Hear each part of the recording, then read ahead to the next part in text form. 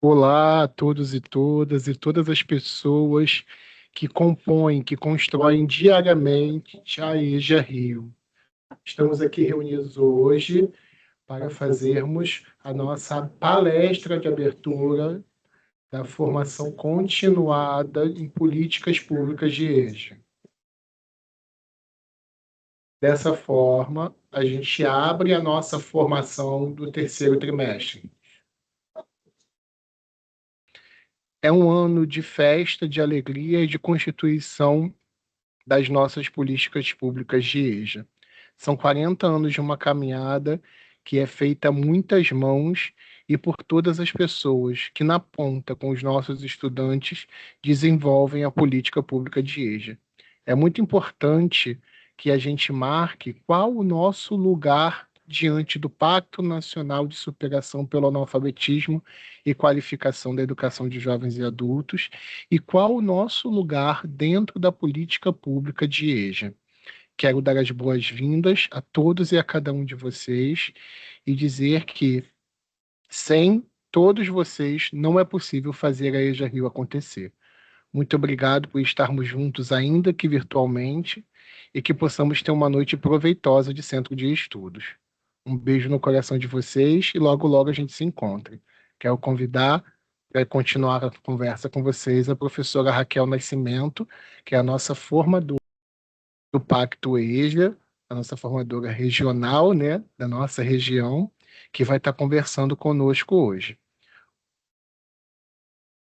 Enquanto a Raquel faz a apresentação dela, inicial, fala um pouquinho antes da gente começar a partir para o material. Antes disso, daqui a pouco eu trago mais outras informações. Olá, boa noite a todos e todas que estão aqui presentes, vocês que fazem a nossa EJA Rio acontecer. É um prazer estar aqui com vocês nessa noite especial. Bom, os slides eles desapareceram para mim. Alguém consegue colocá-los de novo, por A gente vai favor? colocar já já, Raquel. Ah, maravilha.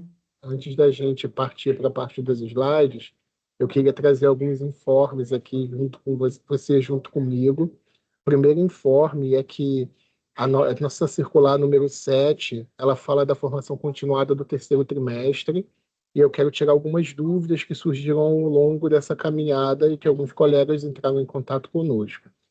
Essa palestra, inicialmente, ela tem como público-alvo todos os professores da EJA Rio. Então, envolve os professores orientadores, envolve os professores regentes, que vão participar desta formação conosco e que fazem parte de uma formação que a gente diria que é obrigatória, né? Que é para todas as pessoas que compõem a EJA Rio.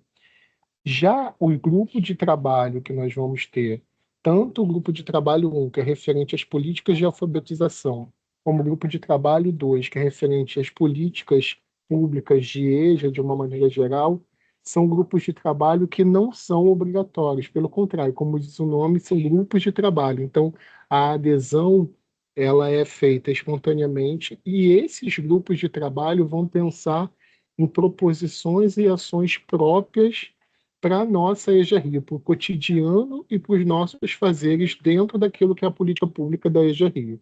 Então, quem se inscreveu, que está conosco, né, é importante que se coloque dentro desse processo, mas caso tenha algum empecilho para participar do GT e for necessário, talvez possa entrar em contato conosco através do e-mail explicando a situação. Contudo, a gente quer convidar e convocar, né, de uma maneira afetuosa a todos os professores e professoras dessa modalidade da qual fazemos parte, que possamos discutir e qualificar dentro da estrutura do pacto a nossa política pública de EJA.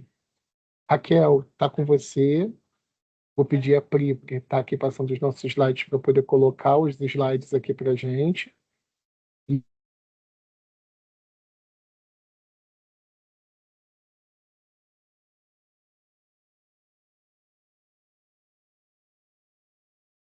última formação para todos nós.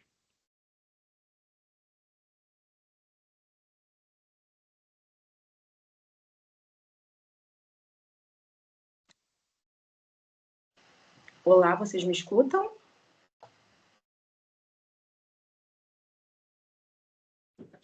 Sim, Raquel. Ah, perfeito. Muito obrigada.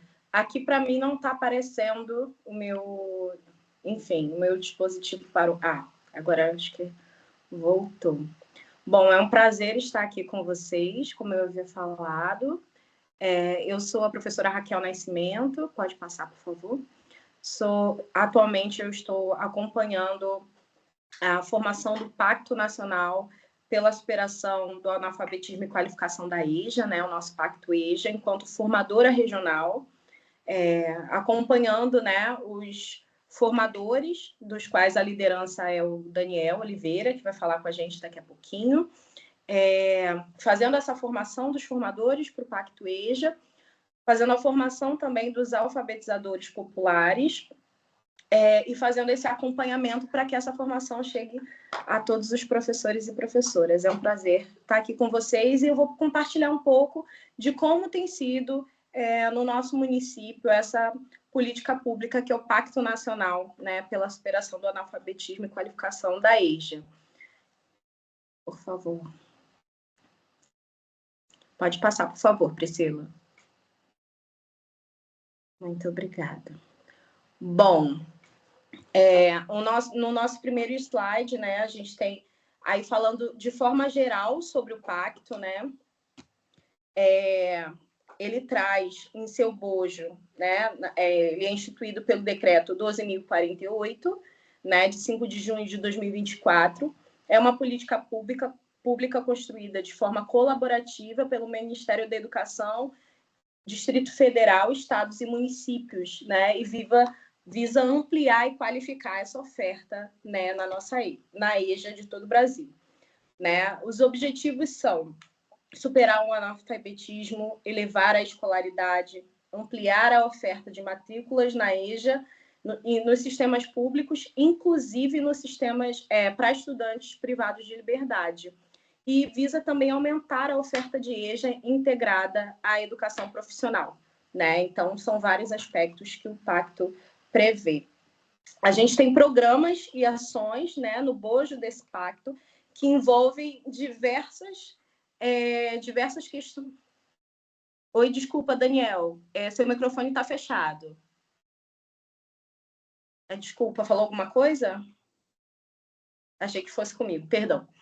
E aí, enfim, o pé de meia, o PDD, que visa bolsas para os estudantes do ensino médio, né? Não nos nossos do fundamental, PDD Equidade EJA, que faz um cálculo para os municípios que têm mais necessidade para qualificar a oferta.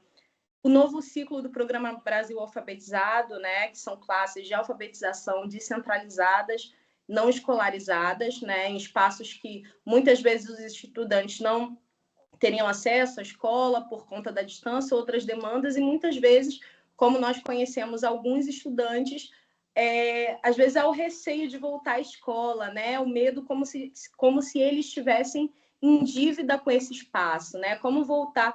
Em uma visita a uma das classes, um estudante falou para a gente: como é que eu vou voltar depois de tantos anos sem aprender a ler e escrever, né? Como se fosse uma vergonha para os professores, mesmo que fossem outros, né?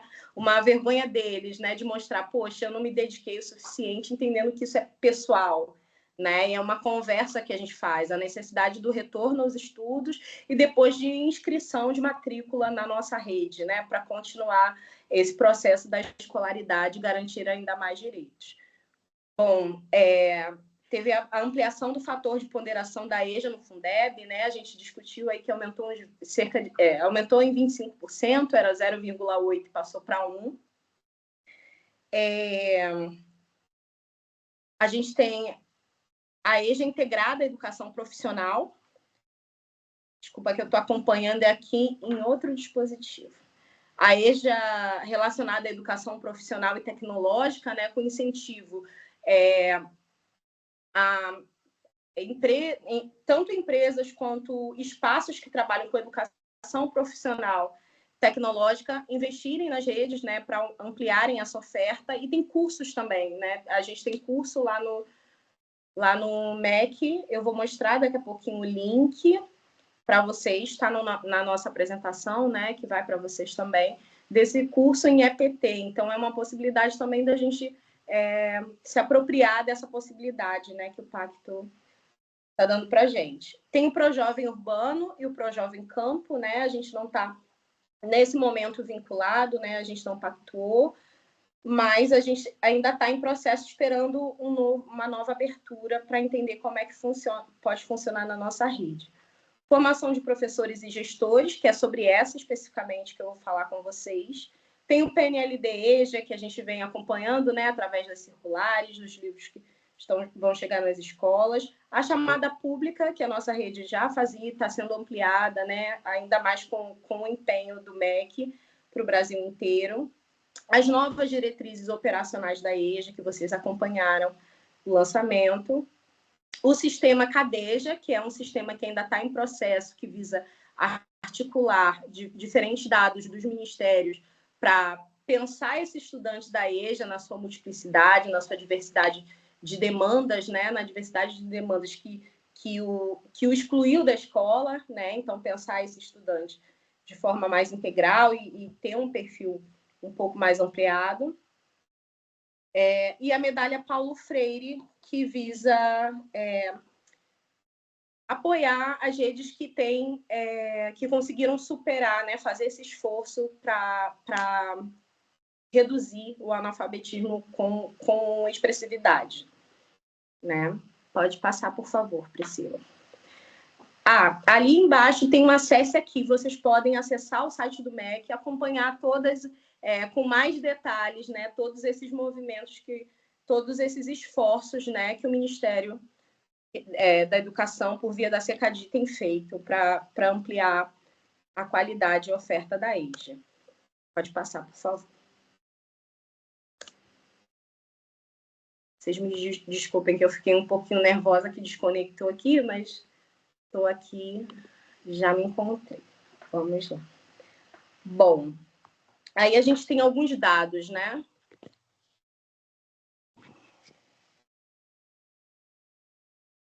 Bom, 11,4 milhões, ou seja, 7% de pessoas não alfabetizadas com 15 anos ou mais foram constatados no Brasil, segundo o Censo Demográfico do IBGE, em 2022. Então, a gente vê que é um desafio muito grande, né, no nosso país. É um esforço de recuperação dessas pessoas, né, que ficaram alijadas desse direito, né? São 68 milhões de pessoas com 18 anos ou mais que ainda não concluíram a educação básica, né? Então, um desafio muito grande. No nosso município, né, as pessoas não alfabetizadas são um grande número, né? Esse númerozinho do lado, né, 120 mil, vai aparecer aqui do lado daqui a pouco, que nos coloca em cerca de 3,3% de pessoas não alfabetizadas, ou seja, são 120 mil pessoas, né? Pode apertar mais uma vez, por favor, vai aparecer aqui do lado direito. São 120 mil pessoas não alfabetizadas, mas sendo em proporção tamanho do nosso município, são 3,3% de pessoas, né? Estatisticamente não é um número grande, mas quando a gente coloca, né, nesses números, a gente vê que o nosso desafio precisa ser coletivo, né? Precisa ser enfrentado coletivamente. Pode passar, por favor.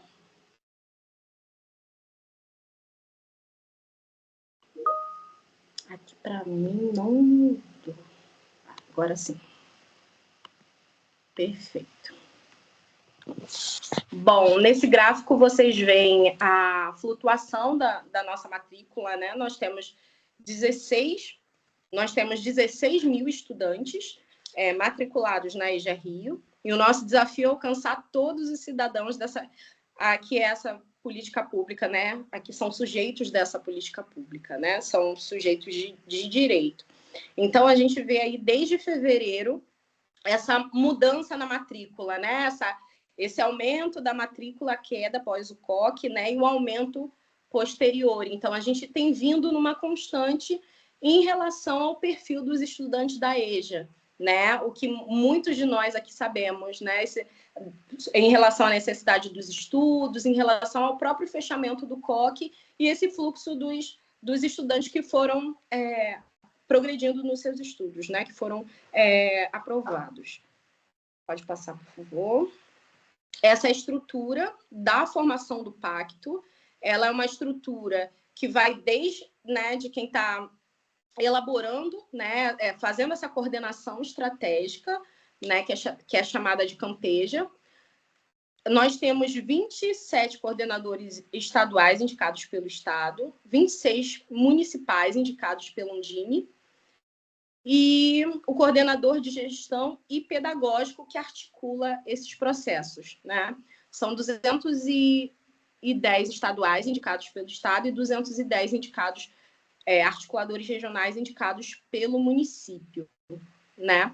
No nosso caso, eu sou a formadora regional para o município, né? E a gente está trabalhando basicamente nesse momento com a alfabetização e ensino fundamental 1, que é incumbência dos municípios. No nosso caso, a gente tem aí o Fundamental 2, né, sendo articulado através do município também, né?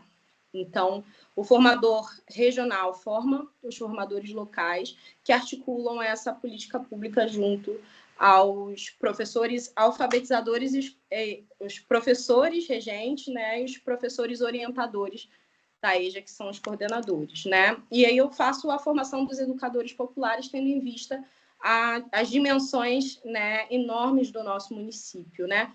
Juntando o Estado e o município, nós temos a maior oferta de EJA, né, do Brasil, juntando oferta municipal e estadual.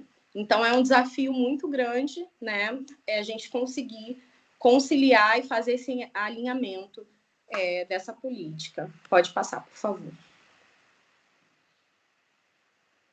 A seguir, vocês veem algumas fotos de como tem sido essa articulação, né, junto aos territórios, né? O nosso município é gigante em escolas, né, como vocês sabem. Essa primeira foto é a formação dos formadores locais, né? Quando a gente faz as discussões, a gente elenca temas do pacto e desafios em relação ao compartilhamento, né, de como está sendo esses processos, embora muito da formação ela é autônoma e a gente vai chegar um pouco lá, fica muito sob responsabilidade ética e política de cada agente, né, de cada agente nesse processo da política pública. Então, não só a formadora regional, os formadores locais, né, os alfabetizadores do programa Alfabetizado, mas professores e professoras da EJA, professores orientadores e professoras orientadoras, articuladores e articuladoras, a gestão da escola, né, a direção, a diretora adjunta, enfim, todos os pares, todo mundo que compõe a escola também é agente, né, e se implica nesse processo. Então, tem a formação dos formadores locais, perdão, a formação dos professores e professoras, né, que é essa formação que acontece nos polos, que vocês acompanham, a formação dos professores orientadores, né, que a gente teve a abertura nesse trimestre com o Diego, né, o nosso gerente, o encontro de alunos e alunas, né, que são processos que acontecem antes do pacto, mas que vêm aí, trazem no bojo essa relação profunda com o pacto, mostrando esse alinhamento da nossa política pública de EJA, Rio, com a política pública do pacto, até porque ambos bebem, né, nessa fonte, né, legislativa, né, no parecer PURI, toda a nossa legislação voltada para a EJA, a nossa lei de diretrizes e base, enfim. E o nosso currículo está alinhado e, por isso, esse alinhamento ao pacto. Então, encontro de alunos e alunas, lendo Me Transformo, né? Os círculos de cultura que já estão acontecendo nas escolas, muitas escolas postam lá no Padlet para a gente, mostram que estão se engajando, que os temas estão fazendo sentido, né? Algumas escolas vieram até mesmo perguntar, eu postei no primeiro trimestre, não estou localizando, está lá no Padlet. A gente fez um backup, né? A segunda postagem do Padlet é esse backup do Padlet no primeiro primeiro semestre, desculpa, tamanho engajamento e participação. Então, os registros estão lá, não foram perdidos, eles se mantêm. E aí, nesses registros do Padlet também, a gente vê as ações das escolas, né? Muitas escolas já estão fazendo esse trabalho, que a gente vai falar um pouquinho hoje, né? Vai se deter um pouco mais, que é a fotografia como metodologia de pesquisa, né? Nesse bojo de metodologias participativas na escola, voltados para a educação popular, né? Um pontinho que eu não tratei ali na organização da formação anterior é que o pacto bebe na fonte da educação popular, né? Então, toda a metodologia, toda a pesquisa que a gente está desenvolvendo, né, através das orientações do MEC, dos parceiros, né, são voltados para a educação popular, né? O programa Brasil Alfabetizado, né, como eu falei, acontece em espaços descentralizados da cidade. Atualmente, nós temos 16 turmas com alfabetizadores populares trabalhando nos territórios, né, fazendo esse trabalho que é tanto de quem conhece aquele território, quem vivencia suas mazelas, suas superações, suas angústias, né, seus movimentos, voltado para a educação popular. As visitas de acompanhamento nós temos feito também nesses espaços, que são tanto visitas de orientação pedagógica quanto administrativa.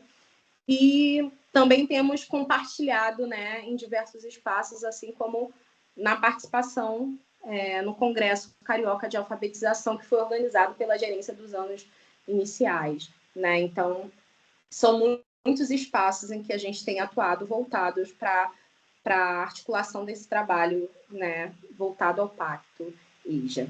Pode passar, por favor.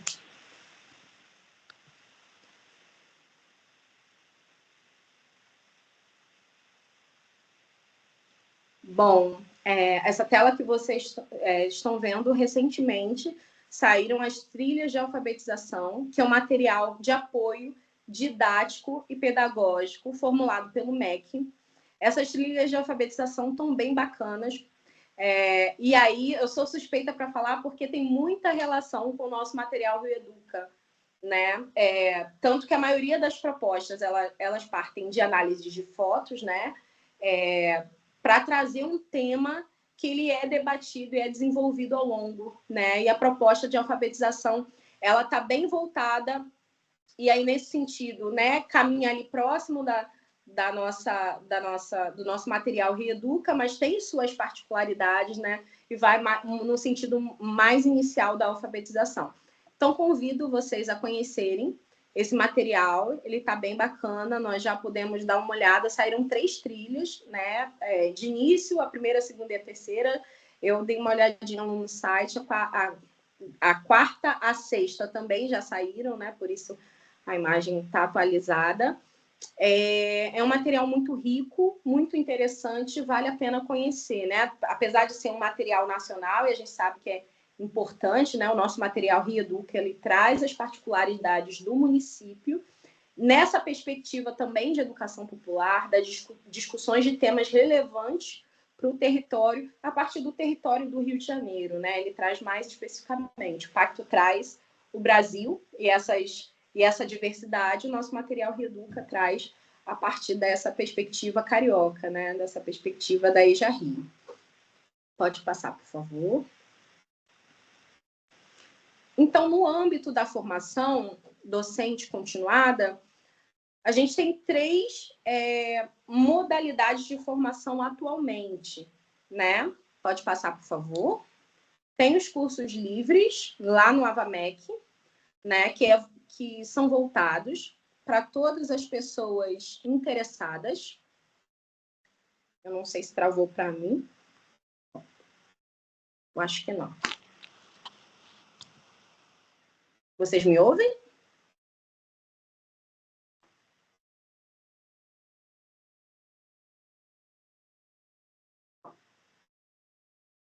Bom, vou continuar falando, se vocês não estiverem ouvindo, em algum momento alguém vai me acionar.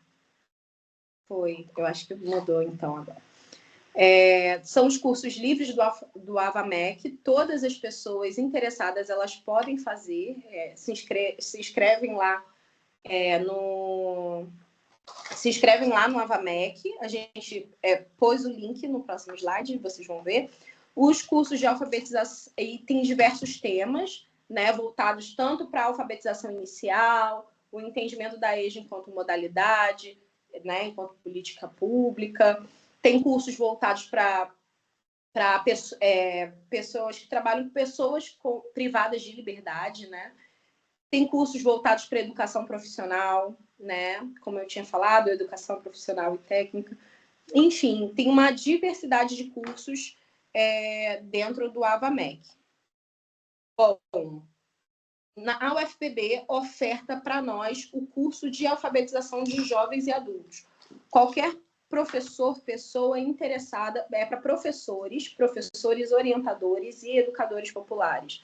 Mas qualquer pessoa interessada, ela pode fazer esse curso, né? Eu vou explicar um pouquinho mais à frente. E os círculos de cultura, que é para professores e professoras orientadores. Professores e professoras e professoras orientadoras. Pode passar, por favor.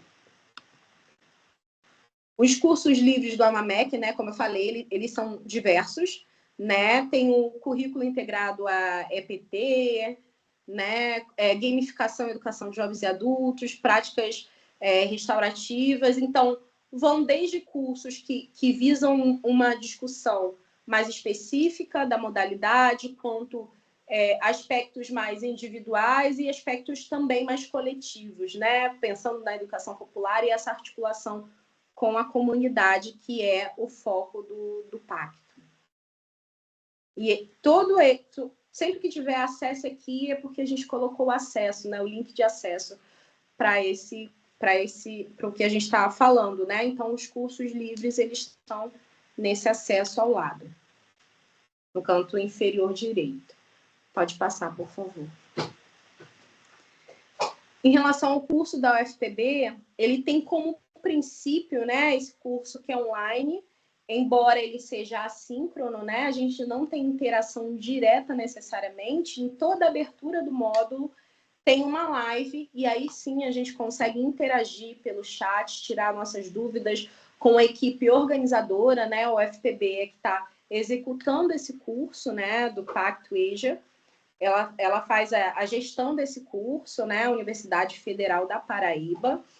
O curso tem como princípios basilares, né, de organização 3 áreas transversais, que são a linguística, as linguagens tecnológicas e a linguagem matemática de forma articulada, né?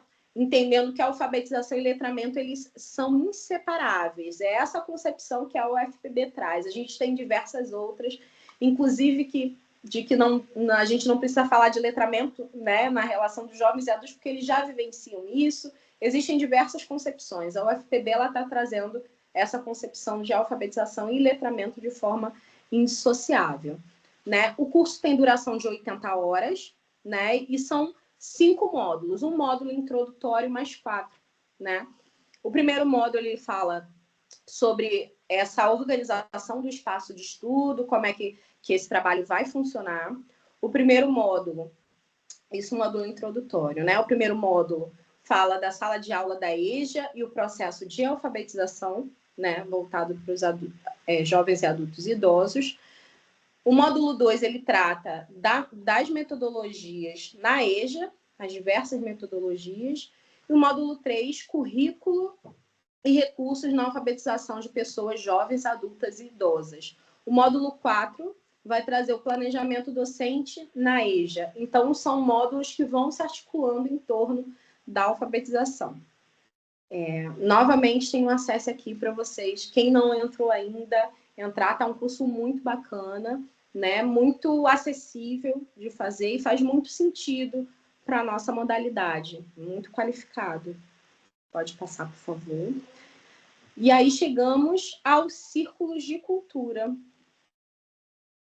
Os círculos de cultura são esses que, especialmente, né, vocês têm acompanhado no Padlet, né, as professoras e professores orientadores, principalmente, têm tem se engajado bastante, né? Muitos em compartilhar os registros com a gente, né?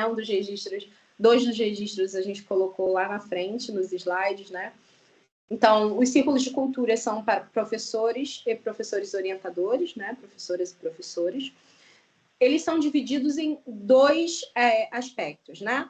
O círculo de cultura virtual, a cada quinzena, nós temos uma live, né, de formação do pacto, que é possível interagir no chat, tirar dúvidas com a equipe do Instituto Federal Farroupilha, né, o IFAR, que é quem está ofertando, né, quem está executando esse curso, né, em parceria com o MEC. Então, o IFAR promove esse círculo de cultura virtual com diversos temas, que a gente vai falar daqui a pouco, né? São muitos temas e temas diversos, né, sobre a EJA, né? Esse é um cartazinho para ilustrar. Ele funciona ao vivo na plataforma, a gente colocou o link de acesso abaixo, e serão, né? Estão sendo 33 círculos de cultura. A certificação é pelo IFAR, e essa certificação é de 66 horas. E para a certificação é preciso entrar pelo IFAR, né? Pela plataforma Eventri, que é esse link que a gente colocou anexado. Ah, Raquel, mas passa no YouTube também. Sim, mas no YouTube não tem como registrar essa presença, né? Tamanha as dimensões do Brasil, né? Não adianta a gente escrever no chat, não dá conta. Então, eles fizeram pela plataforma do Eventri. Então, cada vez que a gente acessa e assiste lá essa live, fica registrada a presença para certificação ao final. Nos círculos de culturas presenciais, quem faz a mobilização são os POs ou as POs, né? As professoras e professores orientadores. Nós disponibilizamos lá sempre um slide, né? Esse PDF, a gente recebeu uma programação, né, do pacto, e a gente pensou, bom, como facilitar a mobilização, né, a disponibilização dessa discussão, né, para as POs nas escolas. Então, nós fizemos apresentações que estão lá no Padlet, né, em sequência, para que esses círculos de cultura presenciais fossem mobilizados nas escolas. E esses registros são postos no Padlet, né? Tanto a apresentação, as POs buscam no Padlet, quanto os registros colocam lá, né? E o preenchimento da frequência, tanto das POs quanto de cada professor e professora que participa, esse preenchimento da frequência dos círculos de cultura presencial é feito no Padlet, né? Porque, nesse caso dos círculos de cultura presenciais, a certificação fica por conta da nossa secretaria. Então, a gente precisa ter esse registro, né? E para esse registro, criamos um Forms que está ali no Padlet. Pronto, pode passar. Volta um pouquinho, por favor, para a oficina de preparação do círculo de cultura. Isso. Então, em 2025.1, é o próximo, por favor. Em 2025.1, nós terminamos um ciclo com a criação de uma carta pedagógica, né? A ideia seria compartilhar no Padlet essas cartas pedagógicas, e o início do círculo de cultura presencial, né? Esse semestre, né, de organização do pacto, começou um círculo de cultura presencial. E aí, nos respectivos CEs, as POs e os POs compartilham seguindo esse fluxo, né? Esse organograma é para a gente entender mais ou menos como é que eles foram organizados, né? Uma quinzena online com MEC, na outra quinzena, uma semana online com MEC, outra semana o PO compartilha com os professores. Pode passar, por favor. Bom, esses são os diversos temas que nós tivemos. Eu não vou me ater a ler a todos, né? Até por conta do nosso tempo, mas vão desde a concepção de educação popular e círculos de cultura, compartilhando sobre a importância, né, dessa perspectiva metodológica trazida por Paulo Freire, articulada aqui na nossa América Latina, né, por diversos pensadores e pensadoras que agem, né, e trabalham pela educação de jovens e adultos, né, numa perspectiva de educação popular.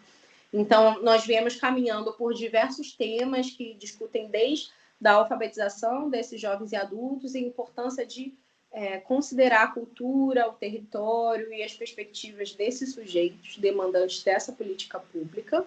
E esse semestre nós começamos com metodologias participativas como instrumento de leitura da realidade e construção de um currículo integrado e transformador. Então, essas metodologias foram convocadas, né, essas diferentes metodologias foram convocadas para falar da importância de um trabalho que articule teoria e prática na educação de jovens e adultos, que não parta exclusivamente de conteúdos, mas que tragam a vida desses sujeitos para o contexto, né? E para escutar esses sujeitos, a gente precisa aprender a escutar, né? E aí eles começam com a fotografia como metodologia de pesquisa participativa, né? O início desse trabalho foi muito bacana, né? Quero compartilhar com vocês, né, uma experiência que vem do Teatro do Oprimido, né, do teatro que é citado, inclusive, né, nesse processo de compartilhamento do trabalho com fotografias pelo IFAR, né? E aí eu me recordei de um trabalho muito importante feito por Augusto Boal, que vai ilustrar um pouco nossa discussão, né? Que foi quando ele sugeriu para que sujeitos que estavam realizando um trabalho com ele trouxessem fotografias. E aí um estudante, ele levassem fotografias, o estudante levou, fotografias que exemplificasse a relação de opressão que aquele sujeito tinha, né, em algum contexto da sua vida, né, alguma privação, alguma relação que o estudante entendesse como opressão, né? E aí o trabalho do Augusto Boal tem muita relação com a pedagogia do oprimido, né? Porque Freire e Boal são pessoas ali do mesmo tempo, né? Tiveram ideias compartilhadas, ideias muito próximas, né? Daquele momento histórico que o país estava vivendo.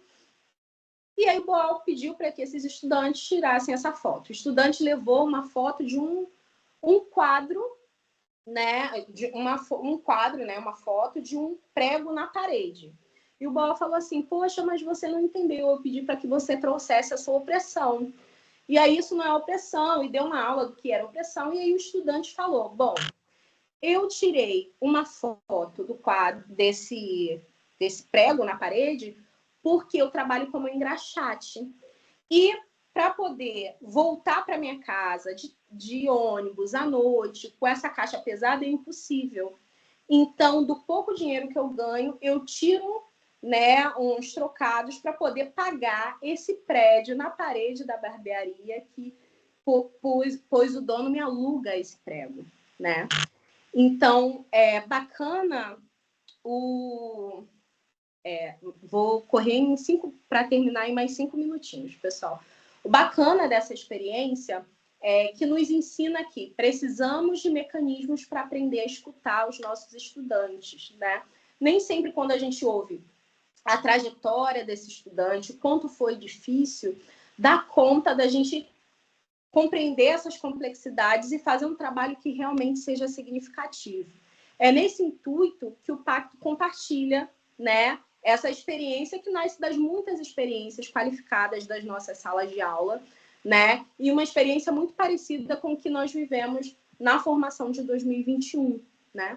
Então, no dia 17 de setembro, a gente chega, que vai ser o próximo Círculo de Cultura, né? A gente chega no tema Organização e Seleção de Falas Significativas para a Construção do Tema Gerador. Mas, para chegar até lá, vou falar rapidamente quais foram os caminhos traçados até aqui. Até porque, não só para professores e professoras entenderem em que caminho a gente está, mas principalmente para as professoras e professores orientadoras que aqui estão entenderem esse momento, né? A gente caminhar junto, né? Desculpa, gente, meu celular está aqui vibrando com as perguntas já de vocês. Então, pode passar, por favor. Ah, não tinha aparecido ainda. Ah, tá. Vai aparecer mais um, por favor? Vai aparecer aí para vocês, só estava aqui para mim, 17 de setembro é o próximo tema. Pode passar, por favor.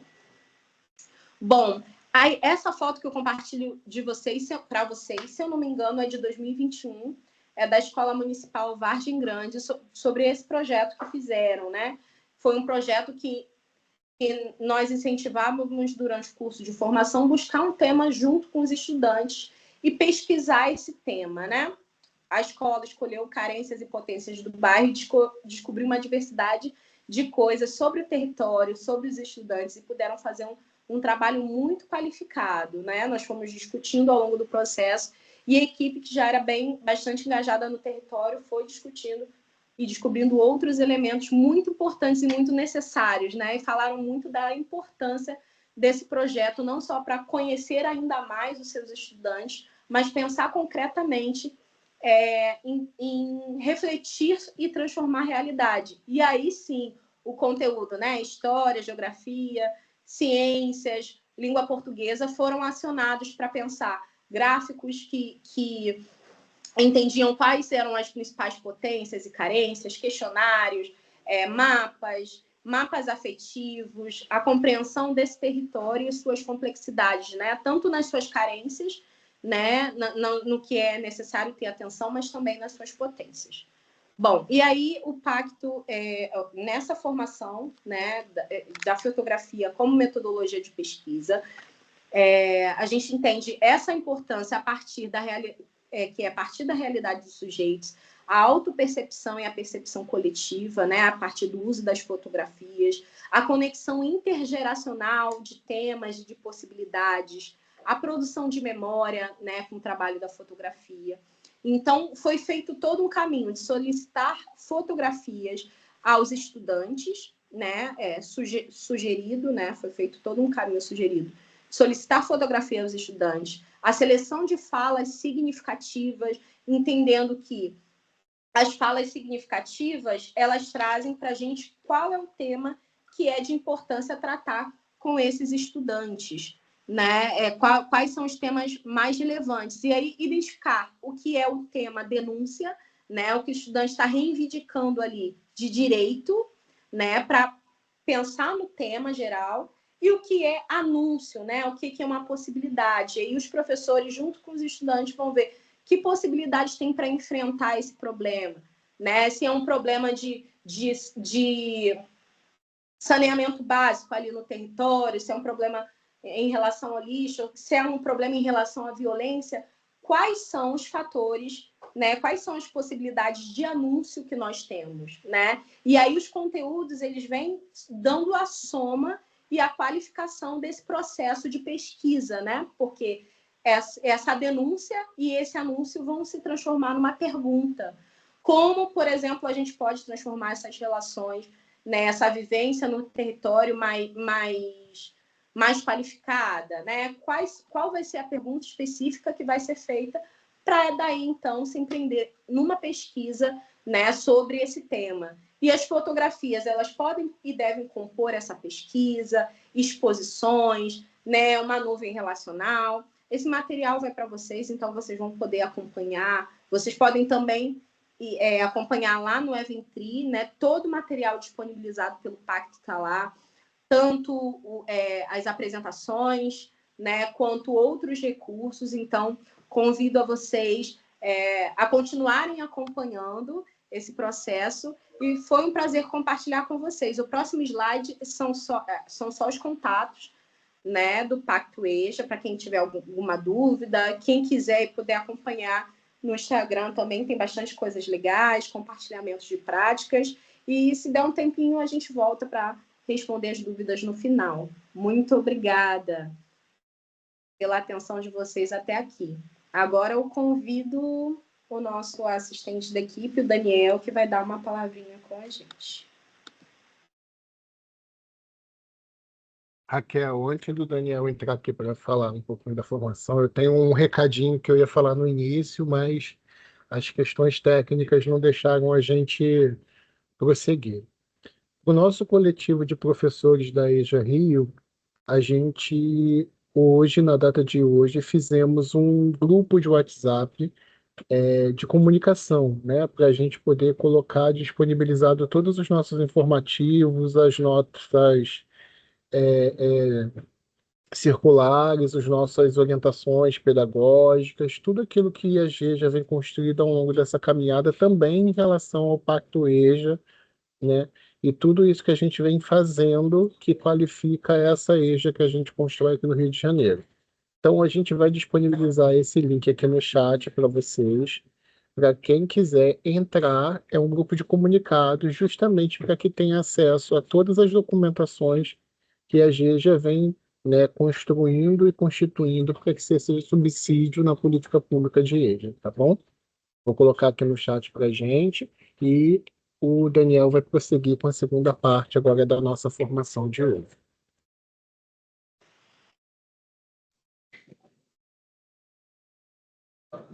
Boa noite a todo mundo, a todos e todas, professores e professoras da EJA Rio, da EJA da Rede Municipal Rio de Janeiro. É um prazer imenso encontrar vocês mais uma vez e poder ter essa oportunidade de conversar com vocês durante um tempo aqui. Então, eu parto, né, de onde a Raquel trouxe a conversa que foi iniciada pelo Diego e pela Raquel, e começa falando de política pública no cenário federal, né, pensando a EJA com política pública no cenário federal, para que a gente possa fazer um recorte agora dentro da EJA como política pública no município, né? Então, esse é o nosso objetivo aqui dessa segunda parte das apresentações, que é trazer justamente o que é a política pública municipal de educação de jovens e adultos. Eu vou pedir para avançar para o próximo slide um pouquinho. E aí, o que acontece? A gente já entende, né? Pelo menos muitas pessoas já entendem, sobretudo aqueles que estão há mais tempo na EJA, o que é a EJA como política pública municipal, mas a gente sempre sente necessidade de ajustar os pontos, de fazer, de alguma forma, essa retomada para que a gente possa alinhar alguns pensamentos aqui, sobretudo por conta dos professores, professoras e professoras orientadores novos, que assumem essa função. E aí a gente sente a necessidade de estar trabalhando um pouco isso daí, e porque também essa apresentação de hoje ela é um disparador, né? Ela faz indução para os GTs. Então, quem vai participar dos GT precisa partir de algum lugar, e a gente entende que o GT de política pública precisa partir da gente entender e afinar nosso pensamento sobre o que é política pública inicialmente, e para quem não vai participar, acho que é sempre formativo pensar isso, pensar isso com política pública. Bom, a gente precisa partir de um lugar comum, né? Então, pensar política pública de EJA. Primeiro, a gente precisa pensar um pouco que a EJA ela é um direito à educação para todos. E isso está assegurado na Constituição Federal de 1988. Então, isso está em dois artigos, sobretudo, né, 205 e 208, embora ele vá aparecer antes, né, esse direito, quando a gente fala de direitos sociais, né, a educação está como um direito social. Então, nesse sentido, os 205 e 206, eles vão assegurar, eles vão dizer, né, que a educação ela é direito de todos, também que ela deve ser provida pelo Estado, né, para aqueles que não tiveram acesso a ela na idade considerada apropriada, né? Então, por isso, quando a gente vai pensar em política pública, a gente vai pensar primeiro ali nos direitos. Depois, a gente vai ver como modalidade de educação básica, da NBPN 9394 de 96, e a gente percebe como é que a EJA ela vai sendo assegurada. Mas aí tem uma questão que a gente vai precisar pensar, tá, pessoal? Está escrito oficialmente na LDB, na Constituição, não torna por si só uma política pública. Precisa de muito mais coisa para que ela se torne uma política pública. Mas a gente está falando primeiro em termos de como é que ela vai sendo vista e assegurada enquanto direito, né? Então, primeiro, reconhecimento. Legislação reconhece direito, né? E a gente vai percebendo que ela vai se inscrevendo no rol dos direitos, né, sociais. Então, primeiro ela é um direito constitucional, depois ela é uma modalidade de educação básica. Então, assim, quando a gente vai pensar EJA, e aí tem uma marcação muito importante para a gente, tá? EJA enquanto modalidade de educação, não como ensino, não como suplência, ela entra como modalidade. Então, a gente tem a etapa do ensino fundamental. No fundamental, a gente tem algumas modalidades. Uma delas é a educação de jovens e adultos. Assim, a gente tem, por exemplo, a educação especial, né? Então, modalidade, isso marca, isso para a gente afirma esse lugar de importância, esse lugar político da EJA dentro dos nossos direitos sociais. Depois nós vamos ver que a EJA ela vai ser descrita dentro da DCM, né, EJA, ela vai ser tipificada, especificada, né, que são as diretrizes curriculares nacionais da EJA, né, vai tratar ali, né, dos princípios norteadores pedagógicos do que a EJA deve ser. Ela está nesses documentos, ela está dentro de um parecer de uma resolução, tá bem? Parecer 11 de 2000 e a resolução 10 de 2000 também. Só me dê um minutinho, por favor.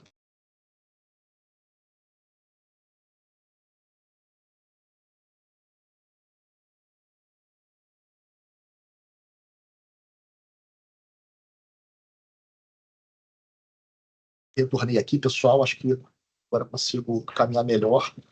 Então, DCN-EJA, ela vai trazer esse parâmetro e a gente vai ter também as diretrizes operacionais nacionais da EJA. Primeiro, lá em 2010, e depois aqui é vigente, 2025. Né? E aí, diretrizes operacionais, ela vai trazer exatamente como é que você operacionaliza essa EJA, em termos de carga horária, em termos de que tipo de oferta pode ser feita, né? Enfim, são esses dados mais objetivos para que a EJA funcione, né, nos municípios e estados. Muito importante pensar com política pública, que a gente vai vendo que a EJA ela vai se firmando e aparecendo no cenário federal, sendo reconhecida, sendo descrita, sendo tipificada, sendo especificada enquanto objeto que ela é e que ela se propõe a fazer, tá? E aí a gente vai observar, em 2004, né, a entrada da CECAD, inicialmente como CECAD, depois como CECADI, né, depois uma mudança de nome e também de concepção, e também de abrangência no que ela vai cuidar, mas a CECAD e a CECADI, tá ali em 2004, surgindo. A partir daí, eu penso que a gente começa a observar um fortalecimento da como política pública no cenário federal, né? Porque eu disse lá no início que só estar na Constituição, na LDB, não vai assegurar uma política pública, porque mesmo estando como direito reconhecido, você vai ter, às vezes, uma série de programas, né, que vão oferecer a educação, que vão oferecer, né, a EJA, mas que, na verdade, não vai ter as características de uma política pública. Né? Ou seja, são programas que eles vão acontecer dentro de governos e que não tem exatamente uma continuidade ao longo do tempo. Né? Então, acabam sendo programas governamentais. E a gente pode perceber que a partir de a gente ter aí a CECADI, de ter diretrizes, a gente começa a pensar que isso começa a se consolidar um pouco mais no país para que a gente pelo menos pense essa estrutura de uma forma um pouco, né, mais orgânica. E aí a gente vai pensar um pouquinho aqui, partindo também de um lugar comum para pensar EJA Rio. Né? EJA Rio, a gente já pensou um pouco do que é EJA no Estado Federal, agora é EJA Rio. EJA Rio é uma política pública de EJA da Prefeitura da cidade do Rio de Janeiro, da Secretaria Municipal de Educação do Rio de Janeiro. Né? Então, eu já estou partindo da afirmação de que ela é uma política pública, a gente vai ver depois um pouquinho de como a gente entende ela como política pública nesse cenário, e ela é integrante da rede pública do Sistema Municipal de Ensino do Rio de Janeiro desde 1985. Né? Então, assim, diferente de um projeto ou um programa que surge com uma temporalidade definida, né, ela vai integrar a rede pública, né, enquanto sistema. Né? E isso é muito importante para a gente perceber e caracterizá-la como uma política pública. A gente já conhece uma linha do tempo, né, que eu vou pedir para colocar aqui na tela, que conta essa história dela. Eu não vou me ater a essa linha do tempo, a gente já tem feito nas formações com os professoras aí na rede, né, mas que ela vai contando ali do PEG, aí já passando ali pelo PEJA, né? E ela vai destacando ali os vários marcos ali que a gente vai identificando, né? E situando ali. a gente vai perceber que a nossa experiência de EJA ela é anterior até mesmo à Constituição Federal e a LDB, que ela começa em 85, a Constituição vai ser em 88 e a LDB em 96, e a gente já tinha um caminhar, uma trajetória aí, né, instituída, e que a gente vai caminhando com ela e que a gente vai depois se aperfeiçoando, inclusive em diálogo com esses documentos, com esses direitos que vão sendo reconhecidos, com essas caracterizações que vão sendo organizadas aí. Tá? Eu vou pedir para a gente avançar mais uma tela, e aí vamos lá. Para a gente conversar sobre essa política pública, a gente vai ter que pensar que emoção a gente usa como referencial de política pública, né? E aí é muito importante a gente pensar, quando a gente vai pensar em política pública, a gente precisa entender que política pública, ela geralmente não, ela é uma ação estatal. Né? Política pública é uma ação estatal, ela é uma ação dos governos. Pode ser o governo federal, estadual ou municipal, pode colocar aí na tela, por favor.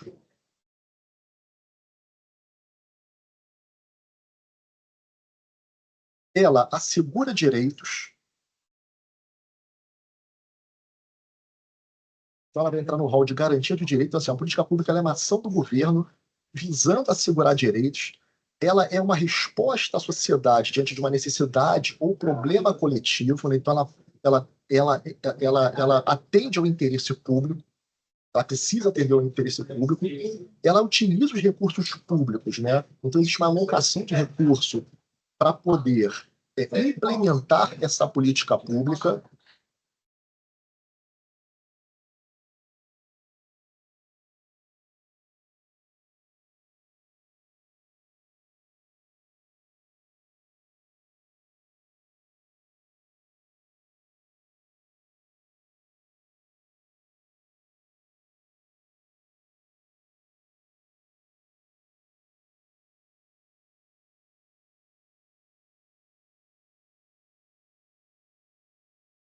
Desculpa, pessoal. E aí, dentro das teorias que discutem as políticas públicas, nem sempre é feito um destaque que eu faço aqui.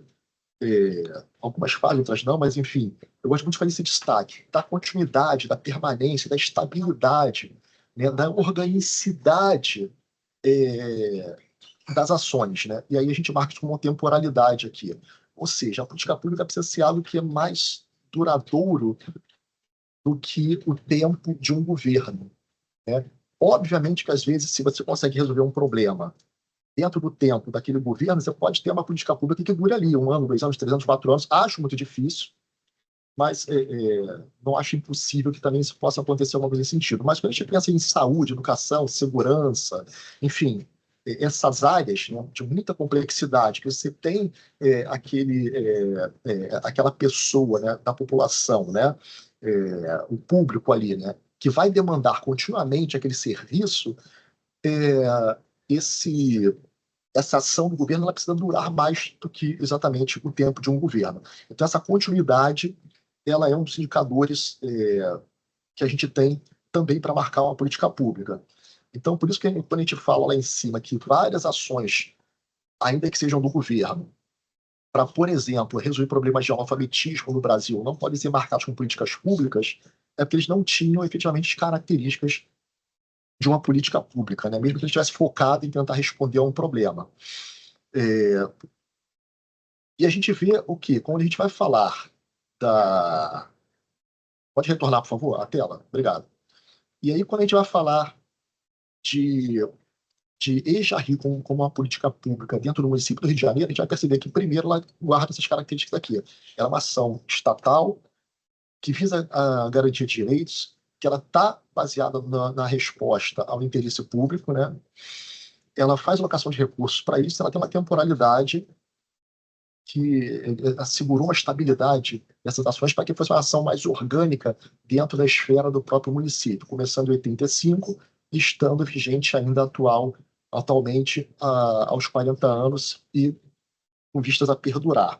E ela vai se transformando, obviamente, porque a política pública não é algo imutável, e ela vai se transformando na medida em que as necessidades de respostas vão se diferenciando, vão sendo descobertas, vão sendo pensadas, vão sendo, então, as respostas aprimoradas no sentido de tentar assegurar melhores respostas para esse público que daí já demandava. Tá? E aí a gente vai pensar, a gente vai avançar um pouco nesse ponto, quando a gente vai falar de política pública, que é pensar quem faz o quê, né? Quem são esses agentes. A gente pode avançar a tela para frente, pode avançar mais uma vez, por favor. Tá? As políticas públicas a gente precisa perceber aqui, e aí eu peço para parar um pouquinho nessa tela aqui, que elas são formuladas, implementadas e monitoradas pelo poder público. Isso é um fato, né? Então, elas partem de uma detecção de alguma problemática dentro do cenário ali que a gente observa social. A gente está pensando aqui em educação especificamente, e essa política ela vai ser formulada, né, implementada e monitorada por esse órgão do poder público, né, seja ela o governo federal, o estadual, o municipal. No nosso caso aqui, a gente está pensando no município, né? Aí eu peço para a gente avançar mais um ponto aí na tela, tá? Mas é fundamental que a gente pense uma escuta ativa da população durante os processos, né? E a gente, quando a gente vai pensando EJA Rio, sobretudo, né? Quando a gente começa lá com um projeto ainda, né? Em 85, a gente percebe que esse projeto ele não tem uma temporalidade finita, mas ele se alonga e se molda conforme a necessidade. E a gente vai percebendo que nesse exercício dele ir se moldando, há uma escutativa dessa população durante todo esse processo vigente de 40 anos. Ou seja, se a gente pensa lá PES, que só alfabetizava, e era um jovem de 14 a 24 anos, ele amplia a faixa etária, né, para estender esse limite, ele amplia o atendimento de alfabetização para um ensino fundamental completo, né? E ele vai começar também a abranger uma série de outras questões, como, por exemplo, as pessoas que podem ter um acesso a determinado tipo de oferta e outros que não podiam demandavam outros tipos de oferta. A gente vai, então, ampliando essas ofertas aí, a gente constrói ensino presencial, educação à distância, e por aí vai, né, além do presencial de 4 horas, né? Isso vai caminhando aí. Então, é preciso perceber que a gente precisa sempre ter junto da política pública essa escutativa da população. E aí, mais uma vez, esse ano, com esse IGT, que é o início de um processo muito maior, a gente vai novamente pensar essa política com a participação ativa dos atores, né? Quando a gente implementa também a nossa política curricular, também tem a participação ativa dos atores. E por aí a gente vai caminhando. Então, vamos avançar mais um pouquinho, tá? E a gente tem que entender quem são esses agentes políticos, né, nessa política pública. Quando a gente fala de quem faz o quê, quem são os agentes, a gente já viu que quem formula, implementa e monitora é o poder público. Quem participa, a gente tem que pensar na abrangência de todos. Quem são os agentes políticos, né? Esses agentes políticos, a gente tem que se entender no papel deles, sobretudo nós que somos representantes, né, desse poder público enquanto concursados, somos servidores. Servidores serve ao público, né? Então, esse agente político da política pública, a gente precisa se entender nós, que somos esses professores concursados, né? E que atuam hoje na modalidade. Agora, esses agentes políticos, eles moldam essa política também, né? Embora a política pública seja formulada, e aí uma coisa interessante de pensar aí o que tem de complexidade nesse movimento, nesses papéis. Embora a política pública ela seja formulada, implementada pelo poder público, ela não é implementada sozinha, né? Nenhum poder público consegue pegar um projeto e falar assim, ó, lance ele assim, sabe, ao vento assim, e ele se implementa e aparece, né? Precisa de pessoas para fazer isso. Essas pessoas são diferentes agentes, né? A política pública de saúde precisa, por exemplo, de médicos, de enfermeiros, agentes de saúde, uma série de pessoas ali, né? Até das pessoas que vão fazer a higienização do espaço, elas são ali os agentes de política pública também, para implementar e para dar continuidade. Professor, na educação a gente precisa de professores que assumam o papel de gestores, de coordenadores, de POs, a gente precisa das pessoas que vão, das merendeiras, enfim, de uma série de outros funcionários, né, das equipes de limpeza, da Conlurb, para essa política pública entrar ali, e também dos estudantes, enfim, quando são menores de idade, dos responsáveis, né, de toda uma comunidade ali, educadora que vai colocar aquela política pública para funcionar. Esses agentes políticos, eles vão moldar essa política. Então, essa política ela também não vem só do poder público, de quem ali, dos atores ali que pensaram, que estiveram ali formulando aquelas ideias. Mas elas vão ser moldadas, né, por meio das pessoas que vão interpretar essas diretrizes, né, por meio das práticas que vão executar e das adaptações que às vezes vão ser feitas, né? Isso tudo é discutido como teoria da ação política, né, por alguns pensadores. Inclusive o Ball, ele vai discutir muito isso. E aí eu queria que a gente avançasse um pouquinho mais, porque quando a gente fala de interpretação, de prática de adaptação, né, que é uma coisa que ela precisa existir, porque toda especificidade local, né, e territorial, ela vai ser um condicionante dessas mudanças para que essa política ela se acomode em certas realidades. Ela precisa ser feita também, obviamente, com um senso ético e político, né, de quem está executando ela, ou seja, de todos nós aqui, né? Então, tanto de quem vai pensar e formular, implementar e monitorar, quanto de todos os agentes envolvidos na execução, tanto do lado do poder público, daqueles que estão pensando, quanto daqueles outros que pensam junto na implementação, mas na ponta e no terreno de implementação disso, né? E aí, por que a gente chama atenção para esse senso ético-político? Esse senso ético-político ele não pode ser um senso pessoal, individual.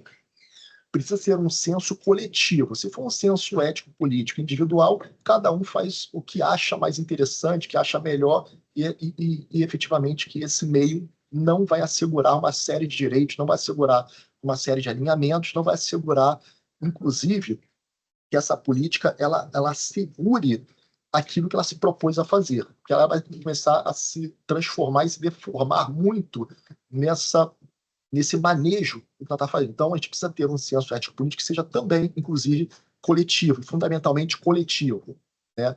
Para que não se torne uma decisão unilateral sobre as coisas que vão ser implementadas ou não, interpretadas ou não, ou adaptadas ou não. E esse é um ponto muito importante quando a gente vai pensar a política pública. Avançando mais uma tela,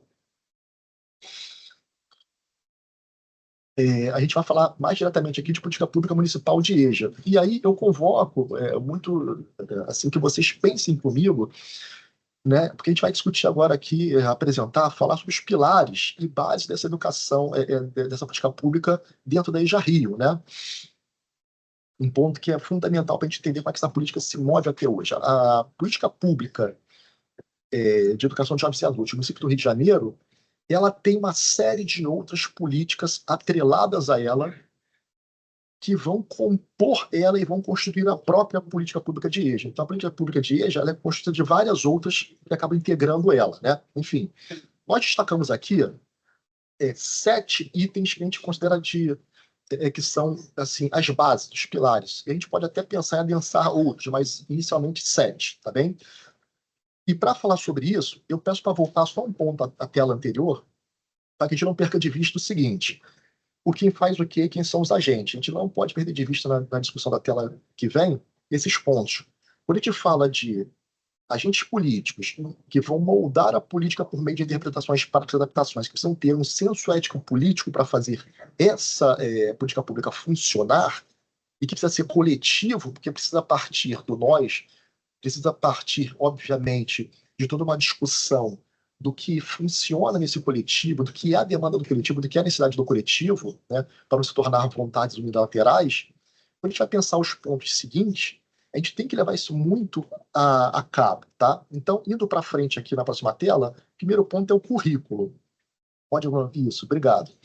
Então, pensando o currículo, a gente tem orientações curriculares da EJA. Esse é um dos pontos principais balizadores da nossa política pública de EJA.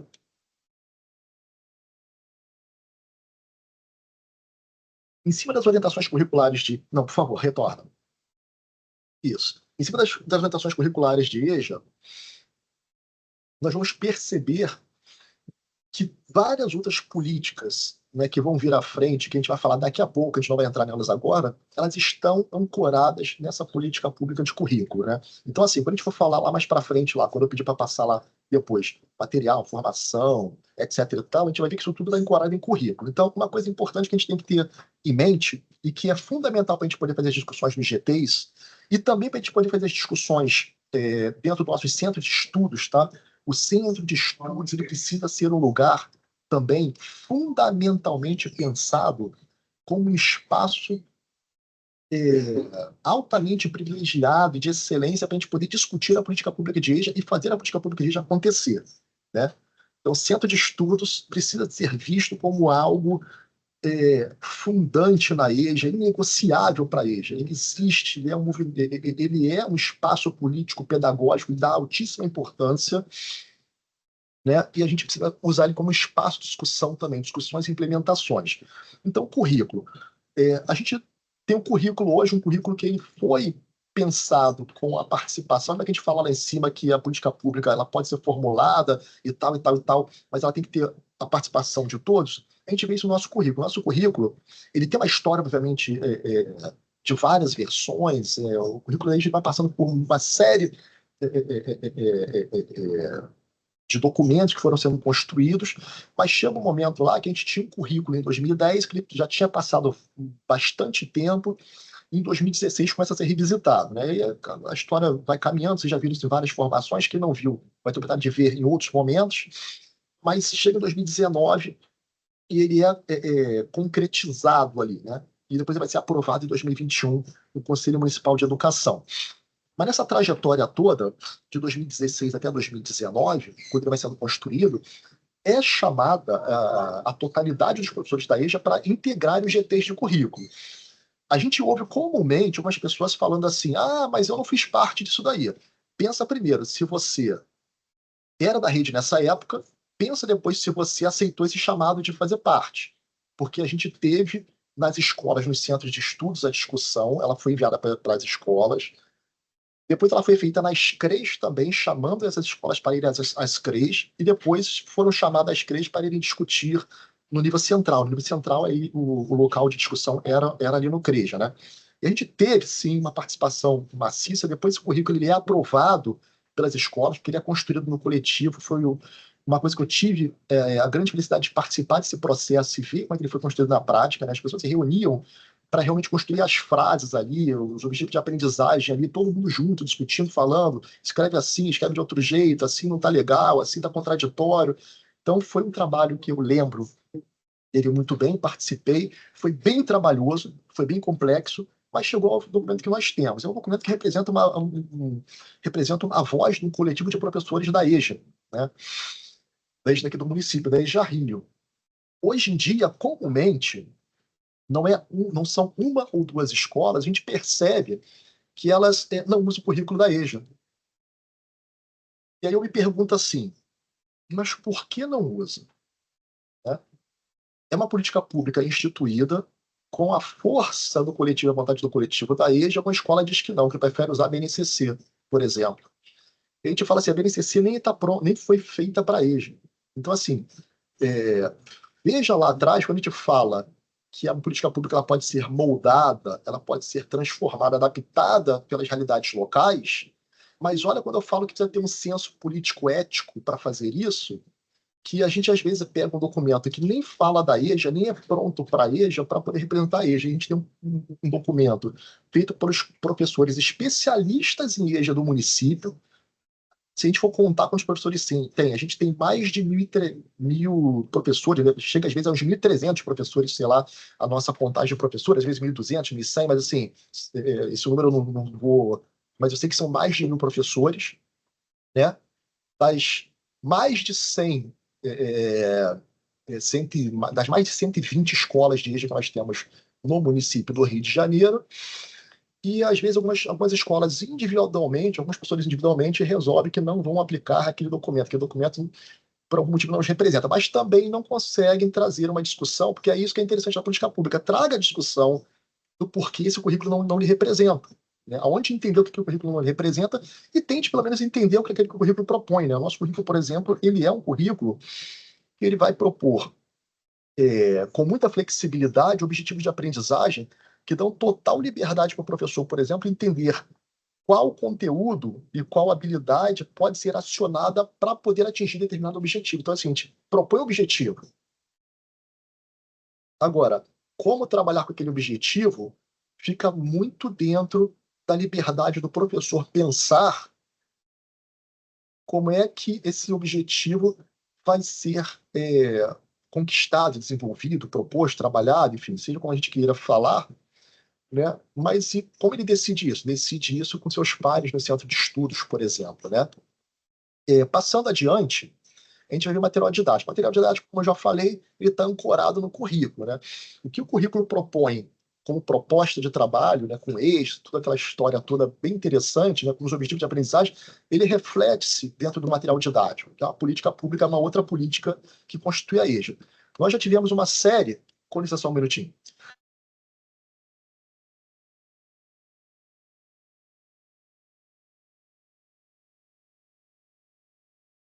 Desculpem, obrigado.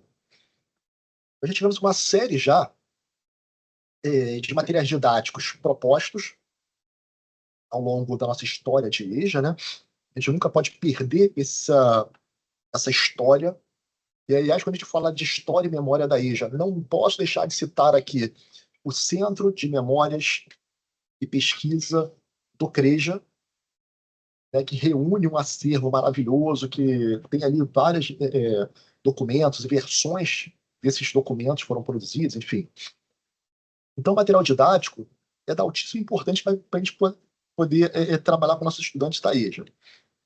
Material Reduca, por exemplo, que a gente foi destacando aqui o que está vigente, tá? Então, assim, a gente tem material Reduca EJA, livro físico, livro digital, a gente tem Reduca na TV, que são videoaulas, a gente tem um Rio de Possibilidade, que é o primeiro programa audiovisual da prefeitura feito especificamente para a educação de jovens e adultos, que trabalha em cima do viés da cultura, das culturas, né? De espaços e manifestações culturais diversas. E aí a gente tem que perguntar assim, esse material a gente já procurou ele nas nossas escolas, já assistiu, já olhou, já viu como é? Desculpem. A gente já procurou planejar com eles no centro de estudos, observar onde eles me atendem, onde eles atendem estudantes. Então, assim, é importantíssimo perceber isso e também perceber, quando não se usa, qual é a minha posição político-pedagógica em não usá-lo, né? O material Reduca não só ele reflete o currículo em termos de objetivos, de eixos, como ele vai trazer discussões que, se nenhuma, pouquíssimas outras editoras, inclusive do PNLD, vão trazer e abordar, né? Então, os temas que estão ali são temas muito caros para a EJA, né? A gente tem que perceber que a EJA ela está para além da gente só discutir a leitura correta das palavras ou o cálculo correto matemático. A EJA está muito para além disso. A EJA ela precisa existir enquanto algo que também aperfeiçoe e dê base para as leituras de mundo. Né? E o nosso currículo, o nosso material didático fazem isso muito bem. Né? Mas o que eu faço quando eu não faço o uso deles? Né? Primeiro, eu diria que a gente cerceia um direito de um coletivo muito maior do que esse que decidiu não usar. Né? Porque existe ali um coletivo que produziu, existe um coletivo ali que está para receber, que é o estudante, para receber esse material para ter direito a ele. Né? E a gente, muito, às vezes, essas decisões acaba também, a gente tem que pensar e refletir, eu provoco aqui que a gente pense juntos, né? Quando eu tomo essa decisão, né, eu tomo sozinho, ou eu tomo em coletivo com o centro de estudos, eu tomo em coletivo com os estudantes, né? Quando eu faço isso, eu não deixo de dar acesso a esse tipo de material, a esse tipo de discussão, para esse tipo de público, né? Agora, é claro que a adaptação didática desse material é uma questão que o professor precisa fazer, né? Como com qualquer outro material. Qualquer material que venha do PNLD ou de qualquer editora, quando você pega, pelo menos eu acho que eu não deveria fazer isso, que é aplicar ele direto, sem nenhum tipo de moderação, né? Porque quem conhece a realidade da turma, obviamente, que é você que está ali lecionando. Mas é um pouco isso. Assim também precisa ser um material Reduca, ele não dá aula sozinho, mas ele precisa ser moderado, né, pelos professores. E aí, e vai, obviamente, fazer a escolha de uma didática de como vai utilizar ele inteiro, ampliando ele, recortando uma parte para usar, selecionando alguns pontos, colocando suas próprias atividades intermeadas com ele, né? Vai reduzir um texto que está ali para um determinado público, ou vai adaptar um texto que está ali para que um determinado público consiga ler. e depois vai dar, né, quando eles aprimorarem sua leitura, vai dar a íntegra, aí é uma história que o professor pode decidir, né? Mas a gente precisa pensar que esses produtos aqui, eles têm um investimento público, né, para ser colocados à disposição, e, obviamente, que é importante que os professores observem isso quando vão estudar esse material, esse currículo, para poder tomar essas decisões e possam também fazer o uso desses instrumentos da política com seus estudantes e assegurar, sobretudo, o direito ao estudante ter acesso ao currículo, ao material didático. E a gente vai falar agora de formação continuada, né? A gente tem um outro pilar, que é um pilar que a gente considera também importantíssimo, que é a formação continuada docente. E a gente tem formações para PO. A gente sabe que o PO é regente, mas quando a gente destaca aqui a palavra regente, é para mostrar que ele está em regência de turma, tá? Mas o PO também é considerado regente. A gente tem formação, então, para o PO, para o regente. Dentro dos regentes, uma específica para alfabetização, a gente tem tido ao longo dos vários anos aí. Diálogos da EJA é uma websérie, né? E aí a gente vai falar, primeira websérie também, especificamente voltada para a formação docente da EJA, e ela está no canal de YouTube da Multirio, né? A gente consegue acessar lá, no portal Material Reduca também, onde tem a compilação dos materiais didáticos de toda a rede, inclusive da EJA, você consegue acessar também. Ele é uma proposta sempre de uma conversa de 60 minutos ali entre um grupo ali de pessoas ali que se reúne ali, uma conversa mediada, né, sobre algum tema de referência e de relevância para a EJA. Temos os seminários, temos os centros de estudos, que eu já falei, que é um espaço por excelência, né, de estudo, de discussão, de planejamento coletivo / individual.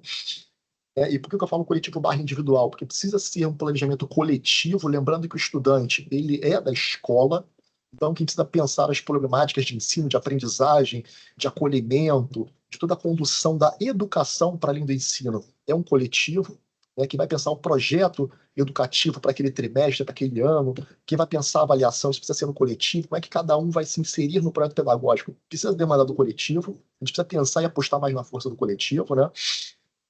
Até para trocar e encontrar, às vezes, soluções para as problemáticas que a gente encontra, às vezes, numa sala de aula, a gente não se sentir tão isolado. Então, é um espaço fundamental da política pública, é a instituição do centro de estudos, né, para a nossa rede.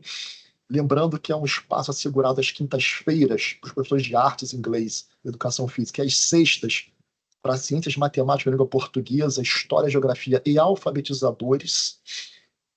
É um espaço que precisa ser inegociável enquanto espaço de formação, né? Então, assim, não dá para não fazer o CE, não dá para fazer ele de outra forma que não seja o presencial, precisa ser um CE presencial.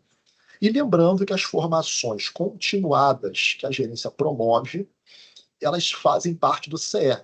Então, ela é espaço de trabalho dos professores e ela acontece dentro do centro de estudos como uma das dimensões e funções do centro de estudos.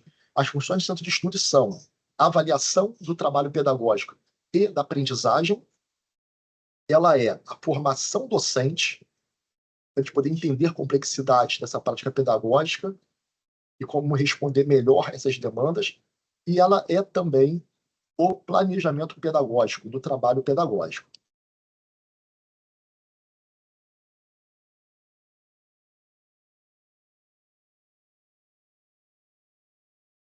Então, fundamental que a gente tenha esse zelo para essa formação, que a gente tenha zelo por esses elementos que compõem aqui essa política de formação continuada, e que é uma formação que a gente conhece ela há 40 anos também. Ela se implementa junto lá com o PEJ, ela atravessa o PEJA, né? A gente já teve formações de pós-graduação lato sensu, já teve curso de extensão, até recentemente teve curso de extensão pela UFRJ, né? Eu agora não lembro se 2022 ou 2023, mas enfim. E a gente segue fazendo as formações também entre pares, formações com professores em discussão e formações implicadas em pensar a prática juntos. E aí o próximo ponto que a gente acha que é um pilar fundamental, que a gente tem tentado aprimorar muito dele, é a informação, né? A gente percebe que a rede precisa estar bem informada. Esse é um ponto inovador, a informação, tá? Embora faça parte delas circulares, a gente tem tentado pensar como é que a gente faz para aprimorar esses canais de comunicação. Então, a gente tem as circulares, a gente tem as orientações pedagógicas, que são documentos que vocês vão encontrar também lá no portal Material Reeduca, estão todos lá no canal da EJA. E tem o Reflexão Ação, que era aquele. É aquele fascículo que vai, em algumas ocasiões, para as escolas, né, para que ajudem a pensar sobre alguns pontos ali político-pedagógicos que a gente precise se debruçar sobre ele. Orientações pedagógicas e reflexão ação, eles não têm uma temporalidade definida por isso, porque eles sempre tentam atender uma demanda que vai surgindo ali de comunicação. E a gente tem feito também o Instagram é importantíssimo que os professores da rede acessem e sigam lá o Instagram, não é para dar número de seguidor, não é para dar status, não é para dar curtida, não é só isso que a gente quer. O que a gente quer é que o professor esteja mais próximo da gente, conectado e recebendo essas informações, né? Então tem lá o canal @ijarriesme. A gente tem um canal no WhatsApp com os professores orientadores. A gente tem um canal com os articuladores de EJA das GEDs. A gente tem um canal agora com os professores. O Diego, o Leonardo acabou de anunciar para vocês, botar um link aí no chat. Então clica ali, entra. Esse canal não vai ter bom dia, boa tarde, boa noite, nem foto de meme, porque ele é travado só para a gerência emitir comunicados, né? Então você vai receber ali, publicou uma circular. E se você reclama que essa circular sempre demora a chegar na sua mão, hoje você vai ter a oportunidade de receber essa circular tão logo ela for lançada. Ela vai ser lançada pelo canal oficial, que é o e-mail institucional. A gente insiste no e-mail Reeduca como e-mail institucional, porque você faz parte do sistema que é a prefeitura, enquanto funcionário público. Então vai chegar por ali, pelo e-mail da escola, as comunicações oficiais, mas também vai chegar nesses canais para o PO, para o articulador de EJA, e também para o professor que assinar esse canal aí, né? E as pessoas que estão nesses canais não conseguem se comunicar entre elas dentro do canal. Por isso que a gente não vai ter aquela série de mensagens ali pipocando, ocupando a memória do celular, não. Vai ser só a gente que vai poder enviar para a rede os comunicados. Se vocês quiserem comentar, conversar, tirar dúvidas, os canais de mão dupla, né? Eles permanecem abertos, que é o nosso e-mail, ggcme@reeduca.net, e também os nossos telefones, né, institucionais. Outro ponto fundamental aí, permanência. Essa política, sem ela, aí já não funciona.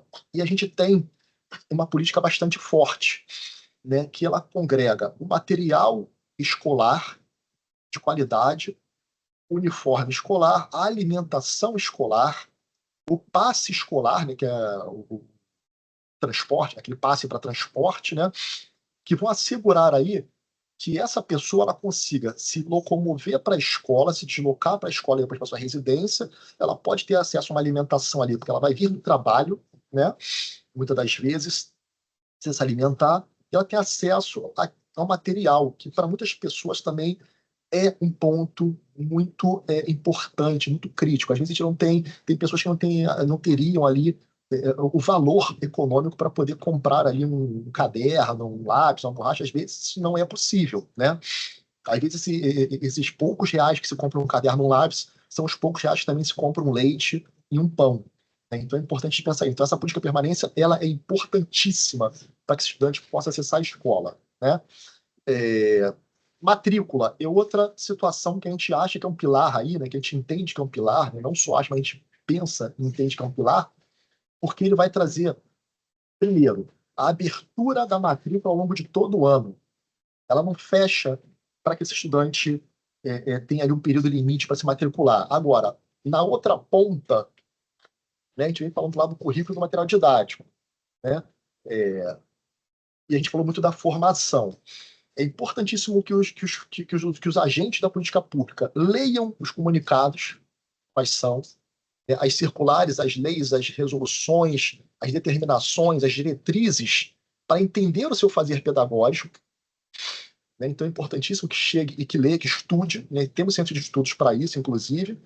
É importante sempre que esses pontos da permanência sejam sempre zelados por esses agentes públicos, e a matrícula é um desses pontos que precisa ser zelado pela agente público. Então, assim, matrícula está aberta. Agora, é preciso fazer um acolhimento desse sujeito na escola, é preciso fazer a avaliação de ingresso corretamente com esse sujeito na escola. É preciso também, né, para além da gerência de EJA, que faz muito bem o papel da chamada pública, que os agentes públicos todos, então os funcionários, servidores, todos, também zelem por essa chamada pública, né? Os territórios, eles estão mais na mão de vocês do que de quem está aqui, do lado de cada gerência. Então, a gente fomenta cartazes, a gente fomenta as redes sociais, a gente fomentou agora, há pouco tempo, a Rede Globo. Ficou um tempão a matéria no ar, né? Porque o repórter foi a uma escola de EJA, depois tem um repórter, os repórteres ficaram lá, os âncoras, né, do jornal, ficaram lá conversando sobre essa situação. Então, assim, isso deu um destaque ali. Então, a gente tem as rádios comunitárias, né? Eu mesmo já gravei chamadas de voz para as rádios comunitárias, aí, várias aí, né, para que pudesse ser veiculado chamada pública. Agora, o território está mais na mão de quem está no território, de quem conhece o território. E aí a escola precisa se mobilizar. A gente ficou muito feliz quando a gente viu, Diego, foi quarta-crê? Quarta-crê, né? Quarta-crê fez aí uma situação aí de botar, né, uns cartazes não, umas faixas lindas, enormes, né, com a chamada pública da EJA na frente das escolas. Poxa, isso é dizer assim para a comunidade, aqui tem EJA, né? Então fica aí, ó, esses agentes públicos ali estavam ali se mobilizando. É claro que tem muitos outros. Eu estou citando aqui a quarta-feira porque recentemente foi quem fez um movimento aí que foi muito importante, mas a gente sabe de notícia de outras escolas aí que também fazem coisas muito bacanas aí, né? Algumas que vão até a rua com megafone, sei lá, e vão divulgando, panfletando e tal. Mas é importante. Agora, outra coisa que é importantíssima, a buscativa. E a buscativa por telefone, sim, tá? Para ver aquele sujeito que evadiu ali, por que ele evadiu, por que ele abandonou. Mas tem uma buscativa que vocês precisam ajudar também, enquanto agente da política pública, que é quem são as lideranças do território que a gente está com as nossas escolas. Né? Quem é o presidente da Associação de Moradores? Quem é, a liderança de uma ONG que tem ali, de um movimento social que está ali? Né? Eu consigo chegar nessas lideranças e conversar com elas sobre a importância da escolarização para aquela população ali, porque essas pessoas elas têm uma legitimidade, gente, na comunidade tão grande que elas conseguem convencer também as pessoas de que aquilo ali é importante. Né? Então, essas pessoas que a gente falou aqui, frente à Associação de Moradores, o agente lá da ONG, o agente lá do movimento social, entre outras lideranças que a gente vai encontrar, né? Elas são lideranças reconhecidas por aqueles espaços ali que podem ajudar muito a gente a fazer uma buscativa não é aquela buscativa do sujeito que já evadiu para retornar, mas é aquela buscativa que ela vai buscar ativamente o sujeito que está em situação de analfabetismo ou de não conclusão para ele ingressar na escola. Isso é fundamental, né? É uma conversa que se tem às vezes com essa pessoa, é convidar essa pessoa a vir no centro de estudos, né, para participar ali e apresentar o projeto de escola que se tem, né, esses elementos todos maravilhosos aqui, que tem currículo, que tem material, que tem esses elementos de permanência, essas políticas, né, de permanência. E avançando, tem a governança, né, pessoal, que é um ponto fundamental para a gente entender as políticas que sustentam a política pública maior da EJA, que constituem a própria política da EJA.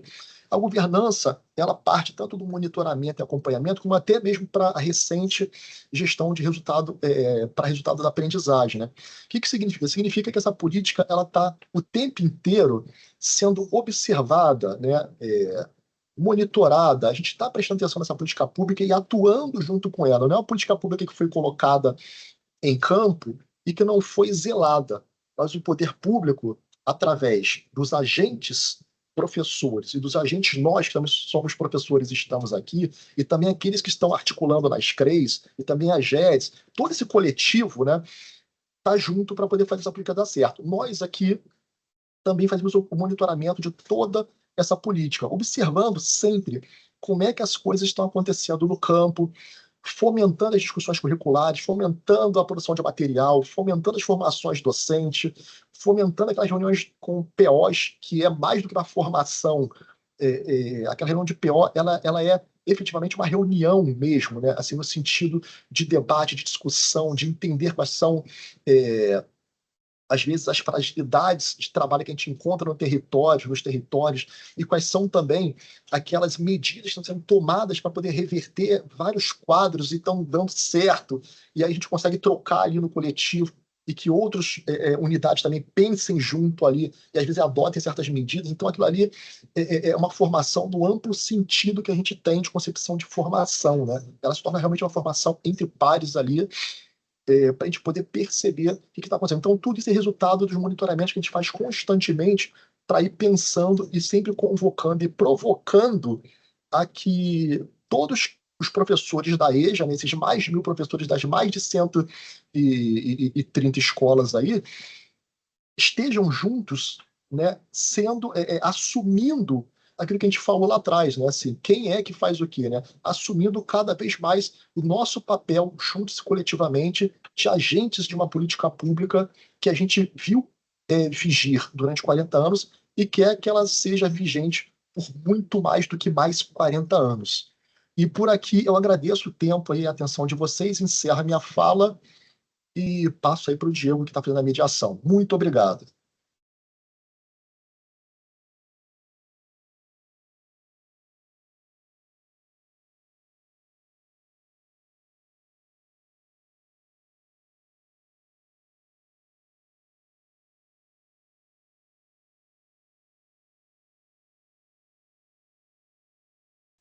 Querida, eu quero agradecer profundamente a disponibilidade da professora Raquel conosco de fazer toda a elucidação referente à estrutura do Pacto EJA, como a gente tem tentado articular com as situações que vivemos aqui no município.